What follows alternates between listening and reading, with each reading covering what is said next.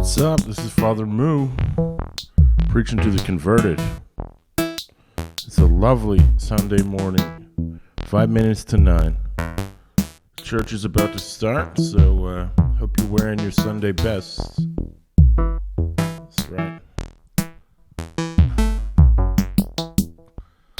Just wanted to start today by repeating myself, as all good holy men sometimes do. Just wanted to point your browser for a second to a link you will find in my bio now. This is something called Nord Modular Editor Byte Order. As he says, it's a remake of the G1 editor. That's the same thing I use.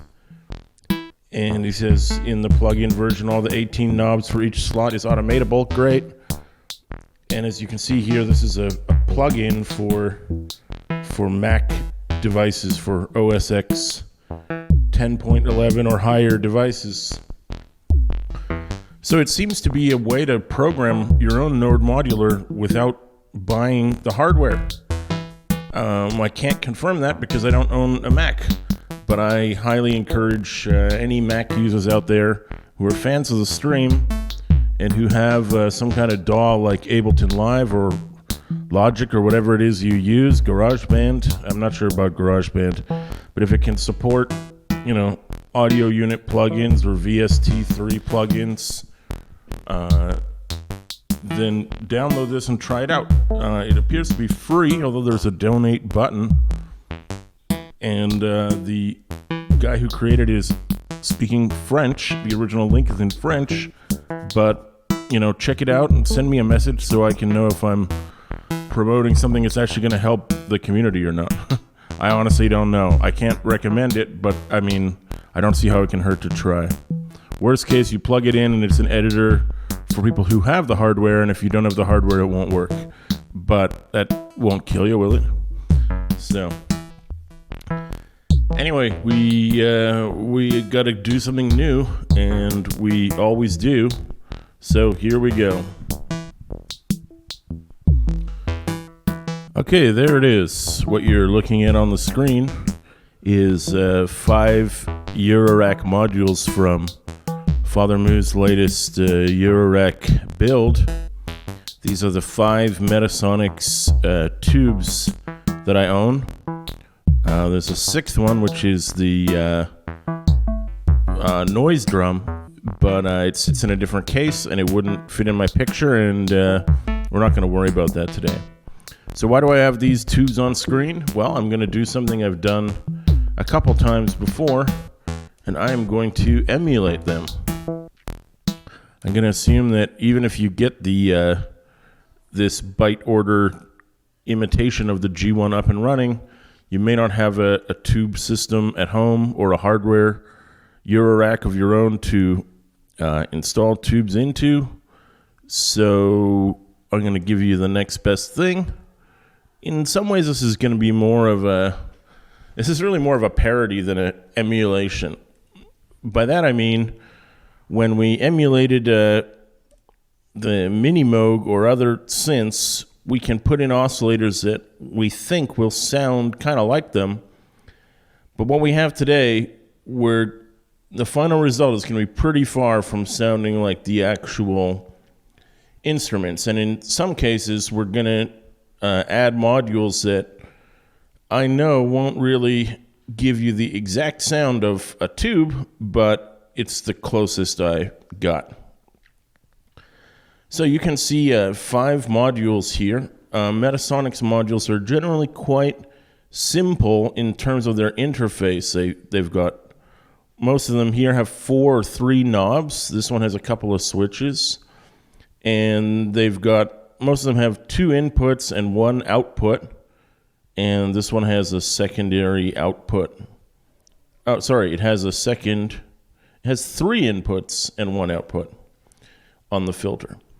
So despite what I said, what we come up with here would certainly be an interesting little emulation, and you'll be able to make something musical with it. But will it sound really like a real tube? Probably not. But we're just doing it for fun, and because the process of emulation is rewarding in itself, getting your brain to think outside the box. So I got 5 modules, and I'm going to build them each vertically here rather than organizing the sound modules in one column.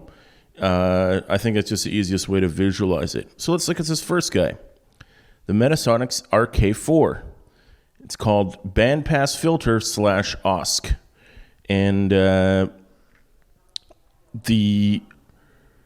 basically it has 2 modes. So we're going to build both functionalities in the Nord. And in reality, if you wanted to emulate it, you shouldn't use both of those functionalities simultaneously. You should use one or the other. But let's do that now. So the first part of it is a bandpass filter. So let's go ahead to our filter section. We have static multimode filter, but the Metasonix is not static. It can be modulated. It can have its frequency changed. So this is the closest one we've got to emulate that. And I'm gonna do more labeling than I usually do today. So I'm gonna call this RK4 BPF. And by labeling it bandpass filter, I hope that we will only use the central bandpass functionality here. So that's a start. Let's also, we also said it's also an oscillator. You can't tell by looking at it, but I can tell you that the oscillator has basically 2 modes. It has a square wave and a sine wave, although the sine wave is far from a perfect sine wave. So to emulate that, let's go ahead and find an oscillator here. I hope B will give me everything I need. B has a sine and it has a square. So I'm going to relabel this one RK4 sine / square. And yeah, that should be a good starting point. Let's look at the other functions here. We've got the input and the pitch CV input. So when this is in that mode, the inputs are already there. And the resonance and tuning, if it's in filter mode, we've got the resonance, we've got the tuning here. So the last thing to really do is to add an element to the circuit which might imitate the strange distortions that tubes give us. So I'm going to make a mixer here. I'm not really concerning myself too much with the processing power because I think we're going to fit quite well. So anyway, I'm going to take the bandpass filter and put them into mixer 1. And I'm going to put the other option here into mixer 2. And, is this going to make a very loud sound? Anyway, the output of whether you use one or whether you use the other, they're going to end up in the wave wrapper. I think I'm going to turn this one down for now because if we were using the filter input, then we wouldn't have access to the oscillator at the same time. It can be, you know what would be even better? Let's do it. Let's use crossfade with modulator. Perfect. So this one says you can't have both. You can have one or the other. And I can use this to set what the input is going to be. Now it's completely on the one side, so that means only the bandpass filter is being used. And then the output of this goes into the wave wrapper. I'm going to turn the wrap up a little bit. So why did I put the wave wrapper in there? Well, I know the tubes are kind of raw and unstable, and they give you weird distortions. So my way of emulating that was to add that oddness to the sound here. So if you use your bandpass filter, it'll still get wrapped at the end a little bit. And if you use it as an oscillator, same thing. And that's sort of our emulation of tubes for this module. So pretty straightforward, pretty simple and pretty straightforward. Let's go back to the picture. The next one, it's hard to read because of the flash, but this is RK7 Thyratron VCO. This is an interesting and unusual oscillator. Wonder if we should use... Do we really need A? I'm going to put A in just because we can. I can tell you that one thing that's not represented on here is a sync input. But there have been times, since I'm a hardcore Metasonix nerd / fan, there have definitely been times that Eric Barber, the guy who designed them, had the sync option. For example, I saw him build a version of this module that has two of the oscillators in one casing, and it also has a sync switch, so you can sync the output of one to the other. Sync is a pretty common oscillator function. It can make things more buzzy and more harmonically interesting. So that functionality is here. And I can also tell you this one, RK7, the previous one was square or sine. This one is going to be square/saw. So the two functions that the oscillator gives you are square or saw. So let's just leave it on saw as the default. Again, I want to emulate the buzziness or the unpredictability of the tube sound. So for this one, I'm going to add a clipper and just clip a little bit off the top and the bottom. I'm going to put it in symmetrical mode. You can see if you look closely here at the bottom of the little graph, the top and bottom of the waveform are going to get clipped a bit. So that's our way of emulating the tube sound there. I purposely didn't use the same distortion or audio processor for each one because I want to give each one its own, flavor by itself. Let's just move these down here because we're running out of space. Okay, on to number 3. This one is called RK3 Ringer Shaper. Well, that's an interesting name for it. If we look here at the inputs, it has an input, and then it has a CV/carrier input. So that is, when they say carrier, and this knob is also carrier level, it tells you that ringer is indeed a ring modulator. So let's get ourselves one of those, ring and amplitude modulator.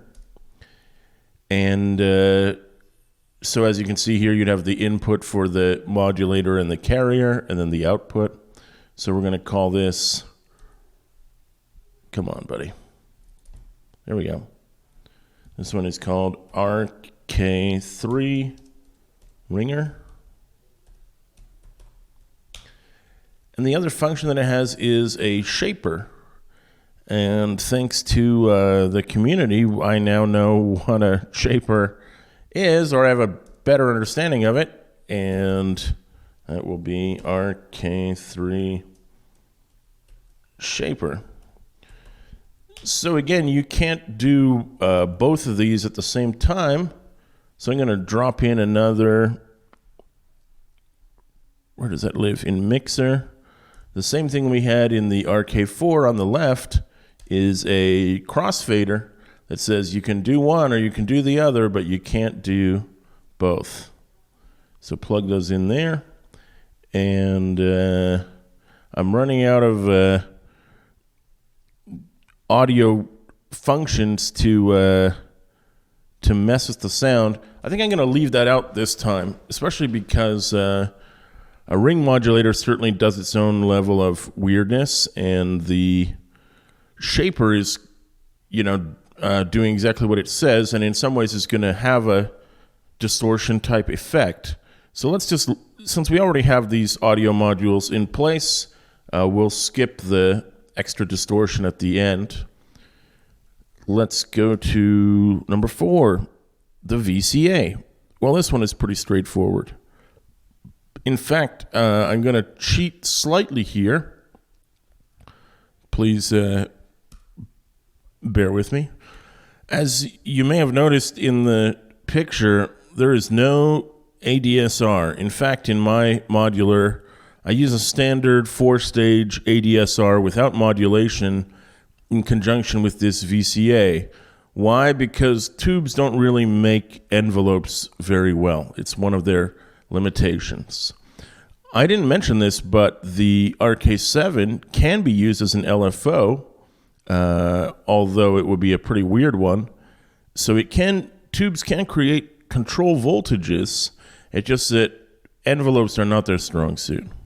So basically this is because in the Nord Modular, the VCA is built into the envelope, as I said, I've cheated a bit here and used this module, which is going to represent that.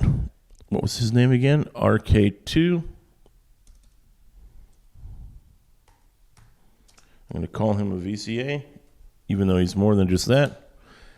And I was saving this audio modulation for him because, as any user of the hardware module can tell you, tube VCAs excel at overdrive. They can, and I dare say they should be, overdriven to get their distinctive sound. You don't have to use them to destroy everything, but you absolutely can. In fact, I have two other tube VCAs in the system, which are not made by Metasonix, but made by Zero-Sum Inertia, and they are also excellent sources of overdrive. But we're not building those today. Let's look at the last guy in the chain, RK6 resonant low-pass filter. And he has a resonance CV in, and he has a tuning CV in, as well as an input and an output. Everything else is mostly normal here. So let's give him, I think we're going to use classic low-pass filter for him. And maybe, what would be the best choice here? Diode processing? It seems too extreme. Diode processing is another wave shaping source that we looked at before. I think I'm going to give him an asymmetric clip. So I used Clipper already in this emulation, and in this one I used a symmetric clip on the waveform. So for this one, I'm not going to use a symmetric button. I'm just going to dial one side of the clipping in. So it's very hard to see on my screen. It's too small. But I don't want to turn this knob too extremely like this. It'll just destroy all the sound. So I'm going to keep it there, which is kind of reasonable. I'm going to rename this guy. What's his name? 6? RK6. He is, RK6 LPF for low pass filter. And I wonder, I'm pretty sure he's a 12 dB filter, so I'm going to leave him in that mode. I could be wrong, but I think I'm not. I think I'm right. And patch him into the clip here, and that's pretty much it. This is my 5 simple little modules, and we don't have anything to listen to, so let's build something down here. Clock gen, and give me I'm gonna need an event sequencer. I still have lots of load in the processing power, so I don't have to worry about this too extensively right now.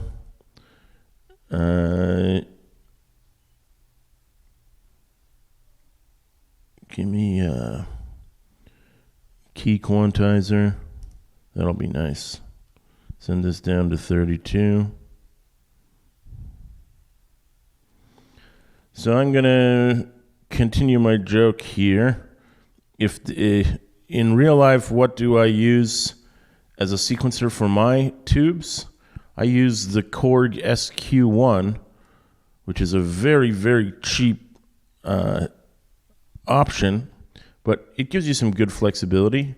So I'm going to call this, as a joke, Korg SQ1. And these functionalities pretty much represent what it can do.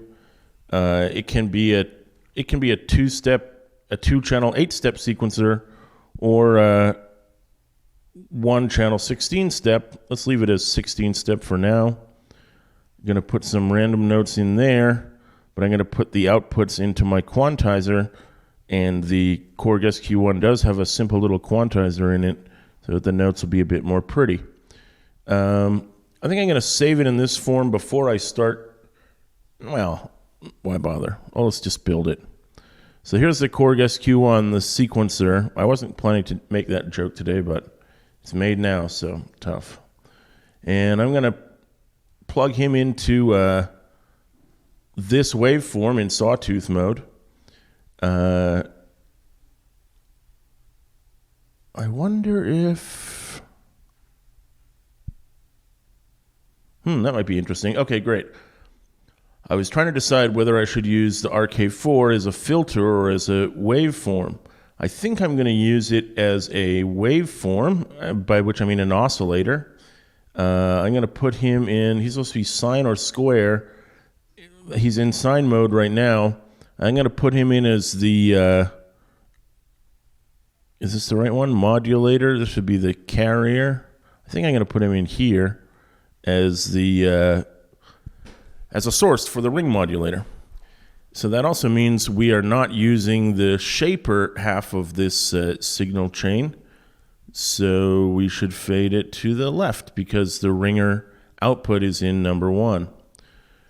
So just to recap, this is going to be my oscillator. This is going to be another oscillator if we want to ring modulate this guy. We're going to leave the ring modulation down at 0 for right now. So let's send the normal oscillator into the ring mod in, and we're going to send this output into the filter.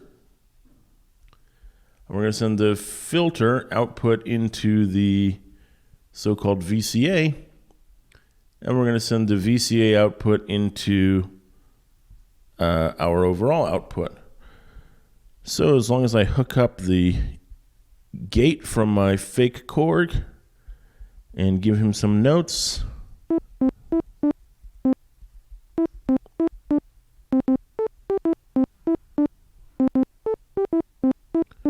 Okay. Doesn't sound super distorted or tubey just yet. Let's make some adjustments.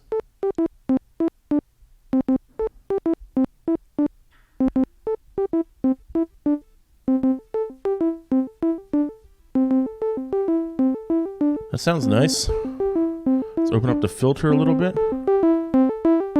And I'm going to go in and increase the audio processing that I did to represent the tubiness of my tubes. That's nice.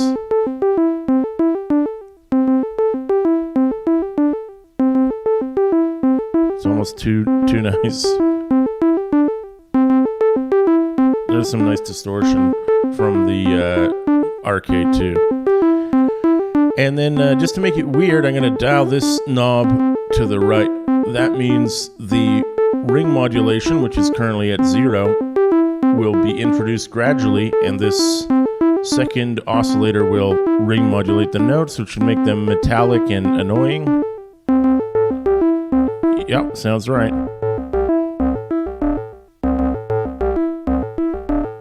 But it's kind of cool.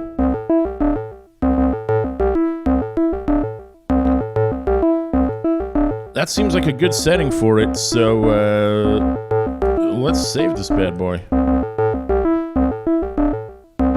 You can see here right now the ring modulation is at a point where it isn't overwhelming the whole tonality. You can still hear the melody behind the metallicness of the ring modulator.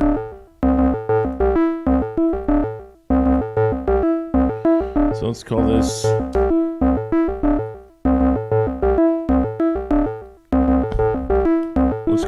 Metasonix, because it's Father Moo's version of Metasonix modules. Kind of a dumb name, but whatever, I can live with it. And there you have it. You've got the 5 modules from the original, like this. The filter OSC, which we're using as an OSC. The second oscillator. The ringer shaper in ringer mode. The VCA giving us some distortion. And the filtering the whole thing. And then we've got the Korg making the melodies and gates for us. So yeah, that's it. Hope you enjoyed this one. If you don't know what to comment in the comments, leave me a suggestion of which synth you'd like me to emulate next. There's so many out there. There's some that I can't do, but there's many that I can. So yeah, let me know and I'll give it a shot. This has been yet another stream I thought would be a short one and turned into quite a long one, but I hope you enjoyed it. We'll be back again on yet another Sunday, every day's Sunday here in the Church of Moo.